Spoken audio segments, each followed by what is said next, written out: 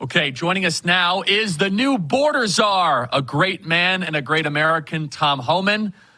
Tom, welcome back to the program and congratulations.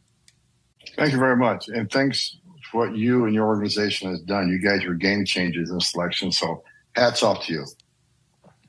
Thank you, Tom. That means a lot. And we worked as hard as we did so people like you can go do the next step. And I mean that. We have full faith in you. So Tom, let's get started here. This last administration had the worst managed border in American history.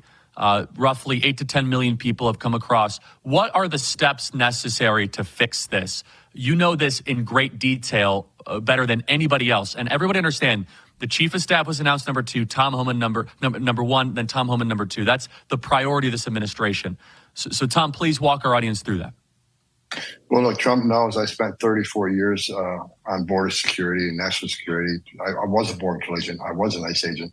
I was the first ICE director actually came up through the ranks. So the 20,000 men and women that worked for me, I didn't ask them to do anything. I didn't do myself because I was one of them. So, look, I think what we need to do, rather than taking a bucket and bailing water out of the boat, we need to plug the hole. That's the first thing we're going to do. I say first thing, but there's a couple first things. We're going to secure the border. We're going to start that day one. At the same time, we're going to start the deportation operations in the interior.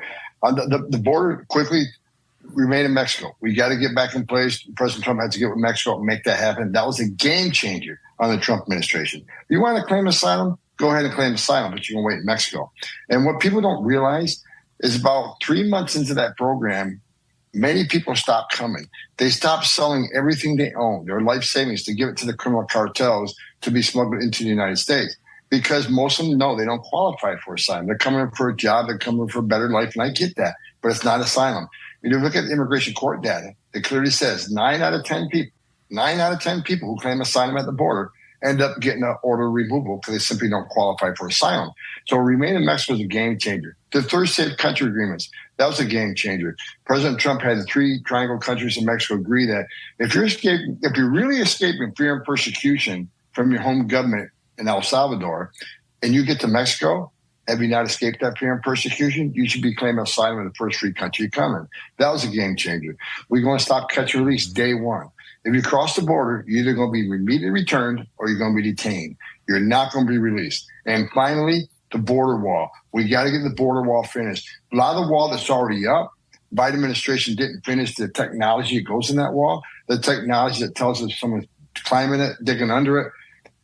Most important, the communications equipment inside that wall where Border Patrol agents can talk to one another, because there's a lot of mountains and valleys where they lose radio contact. That's an officer safety issue. So we got to get technology that existing the wall and finish building the wall according to the Border Patrol's operational plan.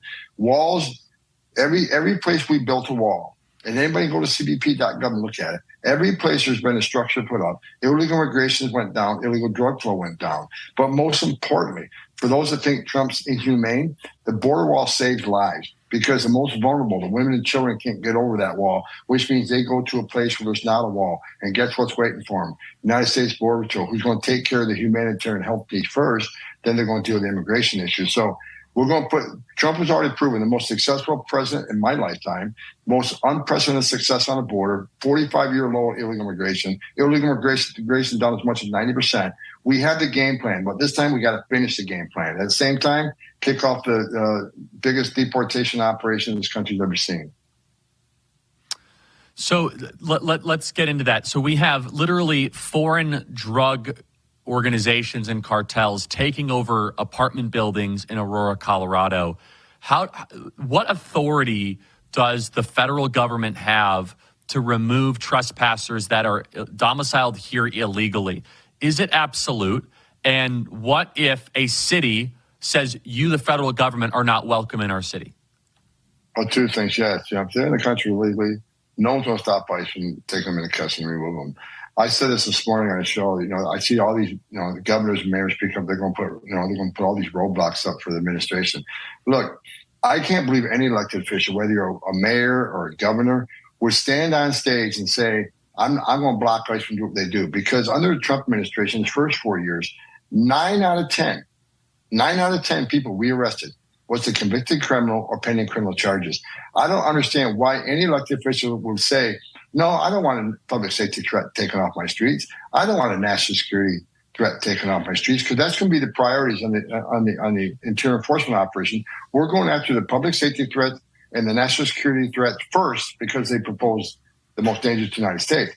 Any politician wants to stand in the way, go ahead and stand in the way. You're not going to stop us. If you're not going to help us, get the hell out of the way, because ICE is going to do their job. You want to be a sanctuary city? You don't want to let our officers in the jail? You want to release them to the public? Okay, so I'll double the manpower for that city, because now we got to go in the neighborhood and find them, because you put my officer at risk, you put the community at risk. They're not going to stop ICE. We're going to take the handcuffs off ICE that's been on them for the last 4 years and let them do their job. At one point, they kept saying the Biden administration, Alejandro Mayorkas, who should have been impeached and removed 3 years ago, he says, ICE is going to concentrate on the worst of the worst. We're going to concentrate solely on the criminals. If you didn't commit a criminal offense, you're free and ICE can't arrest you. However, you look at the stats, the government's own data, the removal of criminal aliens, those convicted of crimes, is down 74% under this administration. Yep. So we got a huge target area we need to go attack right away. So just to be technically clear, let's just say if the city of Oakland declares themselves a sanctuary city, is there anything that they can legally do to prevent the federal government from coming in and removing a rapist who has a deportation notice on him or her? No. Federal law always trumps any state or local law. We're going to do the job. We're going to enforce the laws enacted by Congress without apology. That's very heartwarming to hear. Then how in the first administration were sanctuary cities allowed to be tolerated? Because, Tom, I imagine you're not going to put up with that. You'll say, that's nice. Okay, you guys can call whatever you want. Here's the first administration. Of course, the left went nuts when I said something on a Fox interview, and I said this.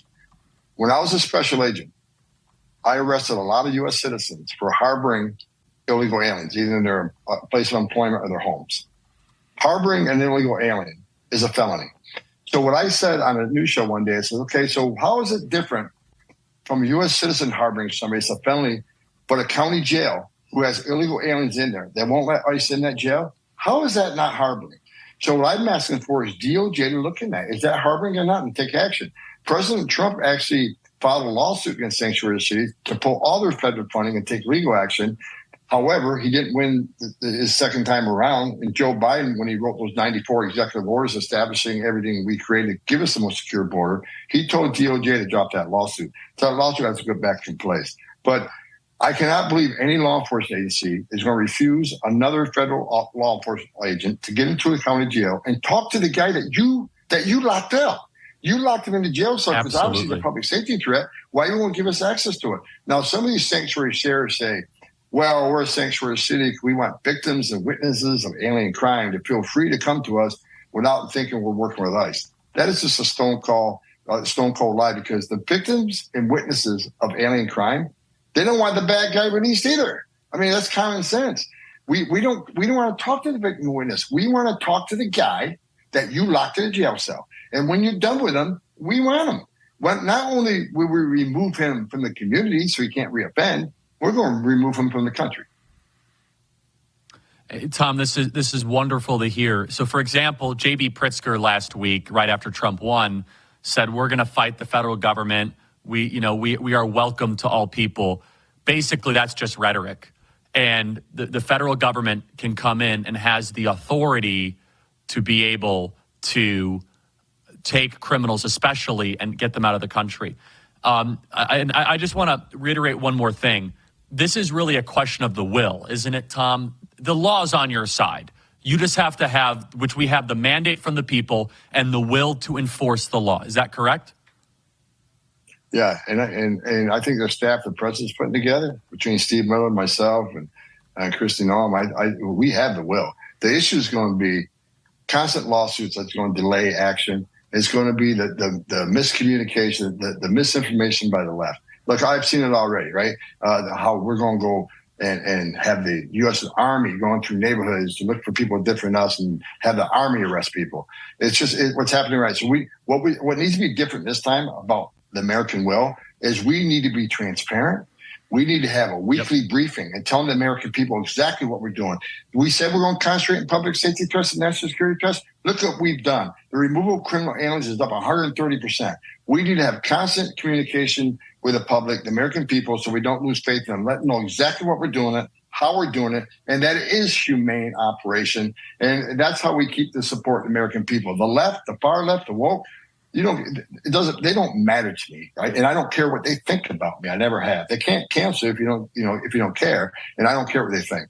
We got to message this right, Charlie. I'm looking for people like you to help us control the narrative of what we're doing and speak truth to the American people, because the truth is going to matter. I want your reaction to this clip, Tom. Play cut 369, please. One who intends to come take away the freedom and opportunity and dignity of Illinoisans, I would remind you that a happy warrior is still a warrior. You come for my people, you come through me. Game 1 on. minute, your reaction, Tom. Game on. We got no problem going through him. I got 20,000 men and women in ICE are going to do their job with no apology. Congress has enacted a law that protects this country. People need to understand. But what if they're not criminal aliens? Look, entering this country illegally is a crime. Every illegal alien in this country committed a crime to get here. So they're all criminals.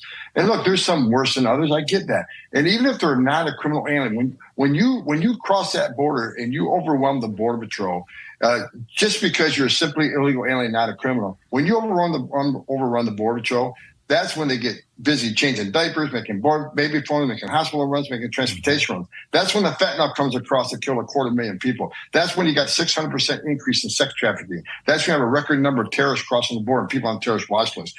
Illegal immigration is not a victimless crime. We're going to enforce a law without apologies. And the day Donald Trump takes that oath, we're in a go mode. And if any government wants to stand in the way, go ahead and do it. We'll see what happens.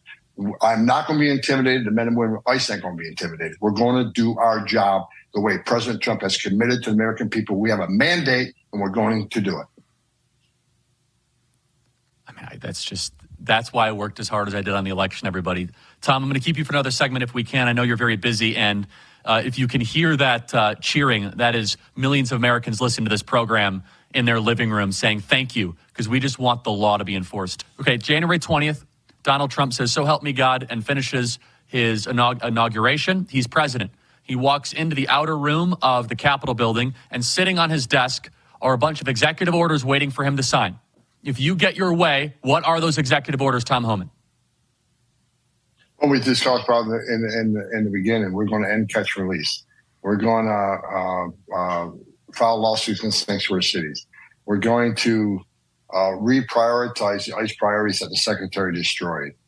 One of the things I think he needs to really look at is building the detention capacity and having DOD issuing Title V, which allows DOD to assist us in many ways.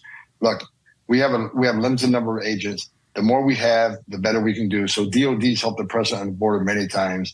So if him by issuing a Title V declaration, DOD can do the transportation, whether it's ground or air. They can help build the infrastructure, soft side facilities. The Army Corps of Engineers can help build that wall. And what that does, when they can do the transportation, they can do the intelligence, they can do the infrastructure, that releases our badges and guns to the street. Because right now, a lot of Border Patrol agents, a lot of ICE agents are doing administrative type stuff that needs to be done. But it doesn't need to be done by badge and gun. We need an executive order to vastly contract out processing.